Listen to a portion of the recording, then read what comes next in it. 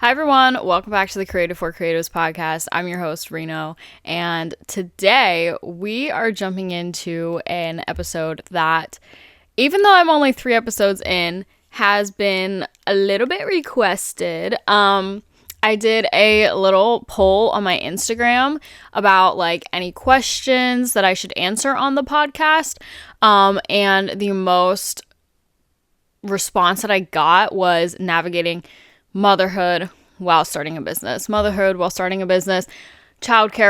a business, all the mother things while starting a business. So I figured that's what today's episode is going to be about. This episode is definitely one that I've been really excited to do. That's what we're going to be talking about today, navigating motherhood while running and starting a business. Okay, that's our episode for today. So first, I just want to talk about, let's just catch up a little bit since last time we chatted. So last time we chatted, I had said that we were starting potty training, and we did. We did the 3-day potty training method, which if you don't know what that is, I'm not going to bore you with the information, but it's essentially 3 days of nonstop potty training. And you literally are homebound, you are hibernating in your house those 3 days. So day 1, I was really proud. I was really impressed with my 3-year-old. He was picking up on it. He was kind of telling me when he had to go potty, but he was going on the potty. He was really proud of himself. So I was like, this is going really well. Day 2, we regressed a little bit, and he woke up, didn't want to go potty. He grabbed his diaper and was like, Mom, please. He just wanted his diaper back. Literally a 3-year-old. Imagine a 3-year-old pleading with you to wear a diaper. It was so silly. So I told him, absolutely not. We're throwing your diapers away. And that led to a meltdown. I was like, oh my goodness. It had me questioning, is he ready? He's literally pleading with me to not wear a diaper. Maybe I'm doing this too soon. So I was like, let's just stick it out. But on day 3, everything just clicked. And now I would say he's 90% potty trained. We're having a little bit of issues with certain things, but I didn't even expect him to be this far along after the 3 days. But he does not have any pee accidents. He knows when he has to go potty. He's holding it. He's able to have longer time spans in between going potty. I'm just so proud of him, and he's always been a really smart boy and always been able to pick things up really fast, but this is just I'm so proud, honestly. So that's how potty training went. We are still very much active in potty training, but the big portion of it is over. And yeah, one other thing. So last episode, I talked about one of my 2026 goals being to buy the 28 to 70 F2.0. So I was running numbers with my accountant, my grandmother, and she was gonna tell me if I but if I could make a big purchase before the end of the year, if it would help me with taxes or not.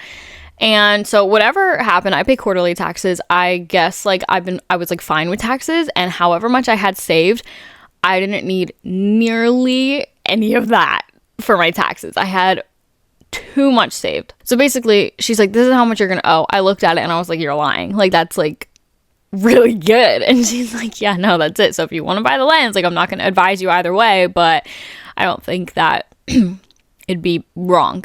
I'm like, okay, I'm gonna buy it. So I start researching it because I want it, but I'm like, I need it for weddings in 2026, so I don't need to buy it just yet. But I was like, well, it could help me even more with my taxes, maybe. I don't know. Let's see. So I'm researching, and if you don't know, this lens, the 28 to 70 f2.0 for Sony, is $3,400, right? $3,300 before tax. So it's probably you're probably looking to spend $3,500 at minimum.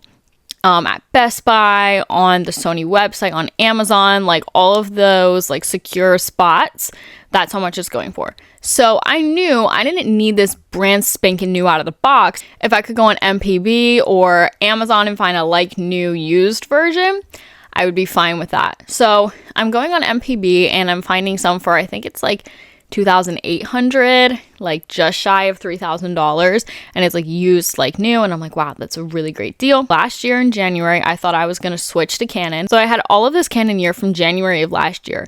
So I'm like, let me see if I can do like a trade-off on MPB. That would be really cool. I looked everything up, all my Canon gear for brand new. It's like $2,000 plus for all of the gear. So I was like, okay, I have literally never used this. I got it in January 2025. I think I used it once for my friend, for like taking pictures for my friend. Other than that, I have never used this. This is in like new condition. So I'm like, let me see what MPB will offer me, because if they offer me a comparable quote, then I'm already seeing that they have a used like new 28 to 70 f 2.0. I'll just do a trade. So they offered me like $800, and I was like, it's not that bad, but like I was kind of like thinking I'll go down to like 1,000, maybe 900. So I was like, you know what? I'll take a little bit of a cut. I'll just do it on MPB. But then I realized the process that you have to send it in. They might change the quote. Then they tell you, you say yes or no, and then you have to pay. So I don't actually know how much I'd end up spending for that lens. Now, with what I put away for taxes compared to what I have to pay for taxes, I could buy the lens outright at Best Buy, whatever. I'm okay with like used gear as long as it's in a good condition. I told my grandma what I was going to do, and she's like, okay, but like just a reminder, like your taxes are really okay for 2025, so maybe you should wait till 2026. And I'm like, okay, true, and I don't need it for 2025. So I was like, okay, that's what I'm going to do. And then I went on Amazon, and I was like, I wonder what it's going for on Amazon, because sometimes they have the used like new deals, and it's like a really good deal. Okay, so I go on Amazon. On the Sony site, like the Sony's page on Amazon, they have the lens new, and then they have the lens used, good condition, something like that. $2,400. OMG. Are you joking? Are you joking? Yeah, I'm going to buy that. Yeah, I'm going to buy that. That's insane. I'm never going to get that deal again. So I immediately purchase it. Like, yeah, I'm not going to get this kind of deal again. Like, that's a really good deal for this lens. It's almost $1,000 off. So with tax, it came to like $2,500. And I was like, okay, perfect. It was supposed to come December 17th through the 19th. So yesterday I'm driving and I'm like, oh my gosh, my lens is supposed to come. It could come today. So I get home. I go on my Amazon. I find it canceled. Are you serious? Are you serious? Literally, I was like, what's crazy is this little thought in my head popped up that it could cancel, that the order could definitely cancel, because this happened.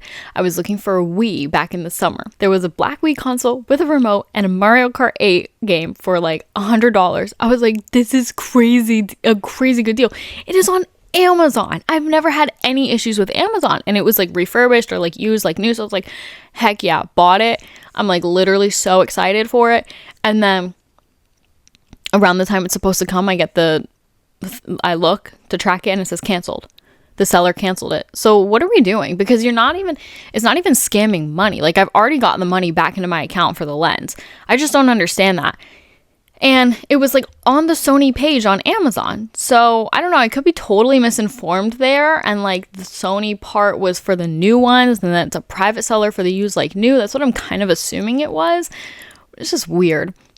So that was really disappointing. I decided it's just not meant to be. So I'm going to wait till January. I'll probably wait till I have my first wedding, kind of line it up with there, just so I can get through slow season as well. But yeah, that really sucked. I was so excited. I wasn't even mad when I didn't see the money back in my account right away. I was mad that I wasn't getting my lens. I was like so excited to go home and have a package and it be my 28 to 70 f 2.0. But no. So Amazon and Sony, I have a big bone to pick with you. Okay? I think you should send me a 28 to 70 f 2.0 for $2,500 because of that. All right. That's it. I'm going to not take up any more time. Let's jump into this episode. Navigating motherhood while starting a business, while running a business. This is a really great topic. I don't think it's talked about nearly enough. So let's do it. So again, I have my notes here. So first thing I want to say, Every child is different. Every business owner is different. And some people have a village and some people have no village. So this is not going to work for everyone. My tips are not going to work for everyone. My situation, I do have a village. I'm so blessed to have a village. But that is not the case for everyone, and I fully understand that. And I truly applaud every single mom who's doing this alone, single dad, just single parent who's doing this alone, because it is so hard with a village that if you're doing this alone, like, you are truly just a superhero. That's all that I have to say. Like, you are so powerful. That is just all I have to say. So let's get into it. All right. Navigating motherhood. So each stage is different when having a child.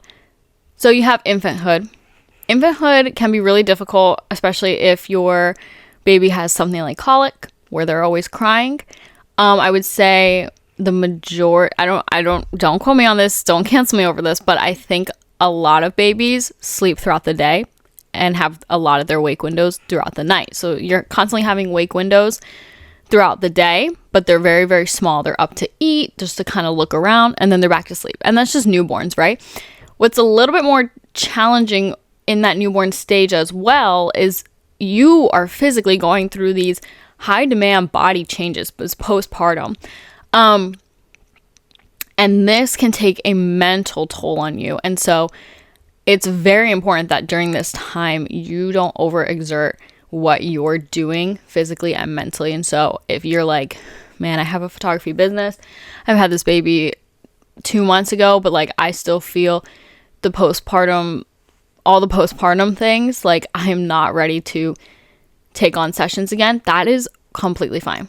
You have to feel your body and your family and your baby before you try to overexert and add in something else like your business. It's not just going back to work, because you are the boss. You are the owner. Like, it is a whole different thing. So what is nice though about newborns who sleep throughout the day and have those short wake windows throughout the day, you can get a lot of back end stuff done. Updating your website, reflecting on your prices, posting on Facebook groups, just doing a lot of back end stuff. I remember when my son was a month old, and I would be sitting on my bed and he would be sleeping in his bassinet or in his swing. He'd be in his swing and I'd be able to get a lot of work done. The good thing is, when they're that little, they're not active, like, there's no newborn crawling around. Like, they're sleeping, they're eating, and they're just looking around. You don't have to entertain them or anything like that. What's a little bit different about toddlers, there's different stages. Like 1 to 2, 1 to 18 months is like, usually they have like a playpen and they're playing in their playpen. You're playing with them. 2 and up, they now want a friend. Now, this is what I'm navigating right now, is 3-year-olds. 3 is so different. 3 is so different. Talk about terrible 2s, right? I don't believe in terrible 2s. 3, however, what the freak 3? That's what I have to say. They have now realized that they are truly their own person with their own free will and can make their own decisions regardless of what you tell them to do.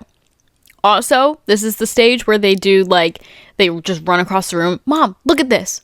Lift up a foot. Mom, look at this. Stand, put their head between their legs. That is 3, okay? 3 is they want you to see. My son's most used phrase is, let me show you. Mama, let me show you. Okay? And of course, when he says, let me show you, I look. I don't want to be like, no. No, I don't want to say that. No, he's 3. You want to be engaged. This is really hard. They want a play buddy. So some people have multiple kids by 3. Not multiple, maybe another kid by 3. Or maybe you have multiple. I don't know. But like for me, it's just my son. He's 3 and it's just him. So when he wants to play, it's either me or the dog. So this is a little bit hard. Now after 3, I can't tell you anything. I don't know. I haven't been there yet. But what I will say with 3, I have my desk in the living room because we have an apartment, so we don't have like playroom and all these other things. We do have like a small playroom, but I did have my desk in there for a little while, but now he plays the majority of the time in the living room. So I have my desk in the living room and I can see him at all times. I need to be able to see him at all times. So I can see him at all times, but when he's playing, it's like right in the living room. Like I need to like pan and give you guys like a little tour of our living room for you to understand, but it's like couch, rug, desk, and then his toys boxes and stuff is just like kind of like on the walls so that he can play in the living room. I do want to have an episode where I bring my mom on here and talk about like starting a business with teenagers, because that's like the ages that we were at when she started a business, but we'll get to it. So you just have to really remember that every stage is different and every stage is going to bring new challenges, but it's also going to bring new blessings. Watching your child grow, even though my son says, let me show you 100 times a day, like he wants me to see. He wants mom to see what he's doing and he wants me to be included, which is really cool. So it's really easy to get frustrated. Like I have this gallery that I need to get edited and I have to turn every couple minutes because he wants to show me something. Like it's really easy to feel those frustrations, but he wants you to see, like he wants you to be a part of it. Mom and dad are his best friends right now. Mom, dad, the dog. If he doesn't have a sibling, like you guys are the best friends. So he wants someone to play with. And so while it can feel frustrating sometimes because you can't always get done everything that you need to, your toddler just wants to be with you. And that is so special. I think it's really important to have designated days that you prioritize getting things done. Now, like I said, I have a lot of family members who want to spend time with my son. So every week, 1 day a week, he goes to his dad's side of his dad's grandma. How would you word this? He goes to dad's parents, so grandma and grandpa, and then once a week he goes to my mom, grandma, and then my aunt, and they love to spend some time with him as well. My dad works, so he can't spend like a weekday with him. So this is not only just because they want to see him. Like I'm pretty sure they would still want a day a week to hang out with him. But how do I put this? One question I got was childcare while working, right? So for me, I didn't want to do daycare. Sometimes that is your only option, and that's completely fine. If you want to do daycare, that's like that is completely fine. Daycare, no daycare, whatever your option is, that is your choice. Me personally, I didn't want to do daycare. And so I had these discussions with my parents and with my boyfriend's parents, and they were willing to help watch him while I was working. This is when I was working my full-time job. So they were watching him probably more than I was seeing him. And that was really hard, not only for them, but for me too, because like I want to be able to be with my son. Like he should be with his parents more than his grandparents. But now that I'm a full-time photographer, I'm still working. So just because I'm working from home doesn't mean I'm not working. So they were truly kind enough to be able to be like, hey, we can still watch him 1 day a week, because I also have sessions too. I can't bring my toddler to sessions. So this is, again, very dependent on your situation. So for me, like I said, I have family who is completely willing to help and wants to be with him. If you don't have this, then I would say look into daycare. Find a trusted babysitter. Like these things are just, you kind of have to go off of your situation and what's best for you. Daycare is costly. I totally understand that. I don't know about babysitter, if that would be like less costly, but if you're working from home, then maybe you do find a babysitter who can watch your who can watch your child 1 day a week, and you designate certain days to photo shoots, and then you just kind of come up with a schedule. Like there's people who do babysitting like full time. So maybe on Tuesdays you block out those days for photo shoots, but you only book one photo shoot and it's at golden hour. So your babysitter watches them for 3 hours Tuesday during golden hour, whatever it would be. You block off Wednesdays for a work from home day, And I don't think it's necessary to have someone watch your child while you're working from home. I think it's a huge help.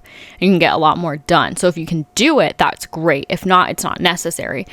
But then like Saturdays, you have weddings on Saturdays, so maybe they watch them all day on Saturday. It's just something you kind of have to figure out what works for you. I think it's something like talk with people in your life if you have people in your life who want to help. If not, then maybe a babysitter or a daycare is the way to go. Okay. But really designating those days to get stuff done for me, Wednesdays and Thursdays. I know Wednesdays I can film my podcast episodes. And those days I can just sit down at my desk and not have to move unless I want to. With this though, I would say what I would like to work on myself is prioritizing a little bit of me time. Now, this doesn't mean that, oh, grandma's watching baby on Wednesday, so instead of doing work, I'm just gonna relax all day and do whatever I want to do. No, that's not what I'm saying. If you can do that, that's great, but that's not what I'm saying. I'm not at that point. I need these days to get this stuff done. But maybe instead of waking up, like me and my son wake up at the same time. He's usually the one waking me up. So maybe I'm like, okay, Elijah wakes up at 8 o'clock every morning. I'm going to get up at 6 and I have 2 hours. I can do a little exercise routine. I can have my morning devotion, read my Bible. I can take a shower, get dressed, get ready for the day. I have not done this yet. This is a goal for 2026 of mine. Also very dependent on the situation as well. Like, what time does your child wake up? If they're waking up at 5 a.m., I don't think you probably are going to want to wake up at 3 a.m., but I don't know, maybe you do. Very dependent. But I think this is a really great way to start the day and prioritize yourself, because it's so easy to get lost in motherhood, period. Now you have a business to run. It is so easy to get lost in the daily struggles and stress of running a business and the daily struggles and stress of motherhood that you don't even know who you are anymore. And what does that cause? It causes mom burnout and it causes work burnout. And burnout is a real thing. If you're struggling with burnout, you're not alone. I struggled with burnout so badly this summer, not from just work, but from just everything. And you don't realize it's like a real thing until you're like, okay, this burnout is lasting a little bit longer than 1 week. I've reset it. I remember, this is going to be a long episode, guys. I'm sorry, but like, this is important stuff. Like, mothers go through a lot that's not talked about. And I feel like this is not talked about enough. And I'm like truly passionate about it. There was a week during the summer. I was so busy. I was pulling 40 hours photography, 45 hours photography, and 40 hours at my day job. I literally would wake up, go to my day job. And I'm not a morning person, so I'd get up and literally straight go to my day job, come home and edit all night long. All night long. If I closed at my day job, I would wake up and edit. Usually my aunt and my mom would be like, hey, we'll watch your son. And wake up, edit, go to my day job, come home. It'd be 10 o'clock, 10:30 when I would get home, eat dinner, go to bed. Like, I had no time for me. I had no time to be with my family. I had no time with my friends. I was so burnt out, and I was like, just got to get through it. And then we went on a family vacation, and I said, I'm not working. I didn't even bring my camera, nothing. And I felt miserable all week. I'm on vacation. I'm at the beach. Like, I should be able to just sit back, relax, and have fun. But I felt miserable, and I was like, this sucks. Like, this is not me. I'm not a miserable person. And I came home and I had a real conversation with my boyfriend. And I was like, am I different than how I was like a couple months ago? Because I feel different. I feel burnt out. I feel like there's so much on my shoulders and I just cannot get rid of it. And I would say that feeling still lingers. Still lingers to this day. When you are under a butt ton of a workload, and you can't catch a break, or even you can catch a break and it doesn't feel like enough, it's hard. And I looked up burnout because I was like, how long is this burnout going to last? Like, this is not a mental health disorder. This is literally just, I'm burnt out. But no, it is. Talk about mental health. Burnout is a mental health issue. And I looked it up, and it can take months to recoup from burnout when you've gotten so deep into it. And I remember looking up like the 5 stages of burnout. I'm like, oh yeah, I'm at 1, but hopefully not past 1. okay, I'm at 2, okay, I'm at 3, but I shouldn't be past 3. And I went all the way down to the bottom. I was like, oh God, I'm at the all stages of burnout. So it's a real thing. And it's a real thing in motherhood, and it's a real thing in working. So when you combine it all together, you can have multiple types of burnout. It's real. So if you're feeling burnout, you're not alone. And it's time to maybe have a conversation with the people who love you and figure out a plan to fix it. All right. Sorry, that was long. Like I said, if you have a village, utilize your village. It feels so burdensome. I understand. Asking my mom, like, hey mom, we have an apartment in the basement of my parents' house. So if I need to run out to the store while he's napping, it's perfectly fine because she can watch the monitor. Like, we're all in the same house. So if my son's taking a nap and I need to run out and I'm like, hey mom, can you just watch the monitor? Like, he's not going to get up. He's fine. I feel this burden. Like, I feel burdensome, right? Even if she's like gonna watch him and she wants to watch him, she's like, I miss him, I want to watch him. Okay, can you watch him? Like, just asking, you feel burdensome, but you have to like understand, and this is really hard, and I still struggle with this, that the people who want to help you and want to be a part of your life, like, they truly want to help you. Like, they're not lying to you. They're not saying it's fine. They're not lying and saying, oh, they want to watch your child. Just like, no, you're not a burden. And every mom needs a break. Okay. Every mom needs help sometimes. And if you have that and you can utilize it, try to not feel like a burden. And I know that's really hard as a mom. We feel like a burden when we need help with something because we feel like we should be able to do it all ourselves. Like, why do we need help? I should be able to do this all myself. But it's okay to ask for help. It's okay to ask for help. And it's okay to take help.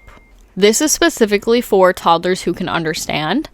Communication is key. And you hear this in relationships. You hear this in friendships, that you need to communicate with each other. But we need to communicate with our kids just as much as we need to communicate with our partners and our parents and our friends and family. Our kids are not going to understand why mom can't play right now. I'm on my computer, I'm working. Mom, let me show you. And I turn around, show me. And then again, let me show you. Okay, show me. They don't understand it. They don't know what work is. They're not putting on a suit and tie and going to a 9 to 5 every day. I mean, our children they don't understand this. But what I like to do is, if my son is like, Mom, let me show you. Mom, you play? Mom, you play? I call him over and I'm like, hey, Elijah, like, I have to get this done right now. Mom has to work today. I will play with you later, but right now I have to work. Okay? And I make sure he says okay. Sometimes he doesn't want to. And I don't know how much he's computing this information and comprehending it, but I mean, it usually works. If he doesn't, this is just a parenting thing that I do. Like, if I want him to acknowledge what I'm saying, he has to say okay. And so if he just looks at me, I'm like, Eli, just say okay. And then he'll say okay. Okay, and then he goes back and he plays. And he usually understands this. But then you do need to play with him later. If you're going to be like, I'll play with you later, like, actually follow through. And this is something I struggle with. Like, this is preaching to myself as well. This is something I struggle with, like, following through on playing. Because I admit, I'm a mom and I don't love to play. I have always been this way. I don't know what it is. I don't know. And I know there are moms who can relate. I know there are moms who love to play with their kids. Like, they love the imagination play and everything. It's just not me. That doesn't make me a bad mom either. It just means I don't love to play. Like, I don't know. I will, of course, for my child. I'll do anything for him. I'll play with him, of course. I just don't love it. So that's why I'm just saying, like, you have to follow through with it. And I'm talking to myself here. But communicate with your toddler. If they can understand, that's a bonus. I say, even if they can't understand, still speaking it, like, even like these younger kids, you're teaching them every single day and you don't even know it. When you're telling them, like, okay, we're going to eat now. Okay, we're going to go to sleep now. Okay, we're going to have 5 minutes of quiet time. Like, do you think that your 1-year-old really understands what that means? It becomes a habit to when they are like, oh, we're having quiet time. Now I'm sitting down and we're staying still and not doing anything. And then they start to understand. So just communicating with your child, no matter the age, a bonus if they understand. If not, you're creating that, okay, mom has to work now, and then they see mom working and they eventually get it. This is just what works for me. Lastly, TV is not always a bad thing. It's not. Now, in this new day and age of Montessori parenting style, gentle parenting and everything, I think it's all amazing. I love the Montessori playing style or parenting style. But TV is not always a bad thing. There is truly sometimes absolutely nothing that will entertain my 3-year-old while I'm working besides me. I am the only thing that he wants at that time. He wants me to play with him. He wants me to dance with him. He wants me to do all these fun things with him. And I love that. I absolutely love that he wants mom. There's no better feeling than him wanting mom. Be like, mama, mama. Okay. But you have to get things done too. You can't just push things off because you are running a business. You are a mother, and a mother, for me, and I think for the majority of people, motherhood comes first. My children will always come first. But that doesn't mean that because I have so much to do, I can take a whole day and play first. No, my child's going to be safe. My child's going to be fed. He's going to be healthy. He's going to have fun. That all comes first. But I can't just stop what I'm doing when I have a gallery due or I have proposals to send out that people are expecting and waiting on me for to play monster trucks with him. You understand what I'm saying? Like that doesn't mean that parenting and he doesn't come first. It just means that the games and the playing I can't always do when I have to dedicate a day to work. So sometimes I turn the TV on, and sometimes the TV stays on all day. And that's just very dependent on how he is that day. Is he cranky that day? Did he not sleep good last night? Is he really coddly that day? And we're going to be very particular in what we're putting on. Okay, I like to put on,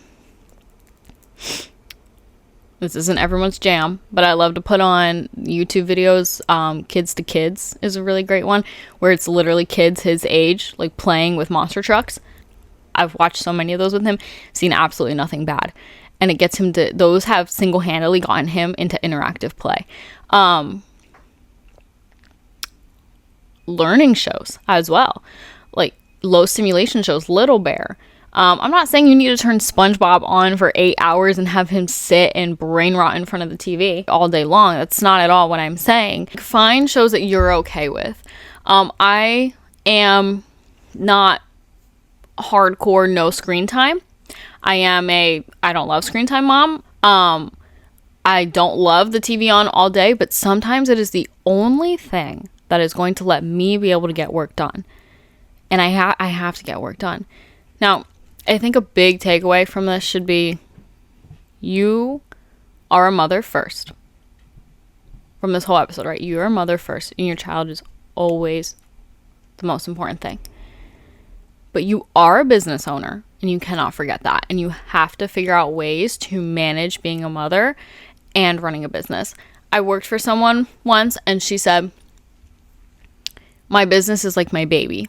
And it's true. It's true. There's very big differences. But it's true. You have to take care of your business, and you have to keep it strong and keep it healthy and do all these things so that it thrives and doesn't go away, right? I don't know a better word for that. It doesn't go away. It doesn't fall off, right? You have to nurture your business. But you also have to understand, like, in this point of life, if you're listening to this and you have children, in this point of life, you are a mother. And there are some times where emergencies come up. And there are some times where your child is sick all day. And maybe that means we're not working today. We're going to be taking care of him all day long. And these things happen. You have to understand when you're a mom and you're starting a business, things can come up. And you have to be okay with that. Being a mom doesn't stop. It doesn't put a halt on everything that you have to do. If you have aspirations and you have goals that you want to have a business, you want to make your business successful, you don't want it to drop off because you're being a mother, then work for it. But it's hard. And I will not say that it's not hard. It is hard. But you can absolutely do it. You can absolutely do it with the right mindset and the right motivation. But seriously, if you start to feel burnout, motherhood burnout, business work burnout, take a step back and recognize what you're feeling and prioritize yourself in some way, getting up a little bit earlier, just making sure that, I don't know, maybe you sit outside for 15 minutes every single day so that you can feel the sun on you, feel the fresh air. Prioritize yourself in some way, because if you lose, it's so easy to lose yourself in motherhood and to lose yourself in postpartum alone. It's so easy to lose yourself in starting a business alone. So now you take these two huge things and you put it together. It is so easy to lose yourself that you need to understand when you're starting to feel these things and how to nurture yourself so that you can be the best mother that you can be and that you can be the best business owner that you can be. And this is something that I'm still figuring out. These points that I've given, I want to say that they're not going to work for everyone, and you shouldn't live by these. Everyone is different. Every child is different. Every business owner is different. Every person is different, and different things work for different people. This is what works for me. And so I wanted to share what works for me, but you have to figure out what works for you as well. Whether you have a village or not, even if you do have a village, you are doing so amazing. Sometimes you need to hear that. You need to hear it. I need to hear it. We all need to hear it. You're doing amazing. Okay? You are an amazing business owner. Your photos are freaking phenomenal. And you are an amazing mother. And even though sometimes it feels like you're failing, you're not. You're not. That is going to wrap up our episode for today. I hope that some of these things can help you. I hope that some of these things can make it a little bit easier for you. If not, you just have to figure out what works for you, and that's okay. If these don't help you, that's okay. I just wanted to share what works for me. And I truly am passionate about this subject. So this is going to be a multiple part, kind of series, I would say. This is my personal views on it all, but I want to get my mom on here. I want to get some other maybe creatives on here, talk about their experience. So we're definitely not done talking about this subject. But that's going to wrap up today's episode. Thank you so much for listening. If you're on Spotify, if you're on YouTube, thank you for watching. And as always, thank you for just tuning in to the Creative for Creatives podcast. I hope you had the most amazing Christmas. And I can't wait to see you guys in 2 weeks. Bye, everyone.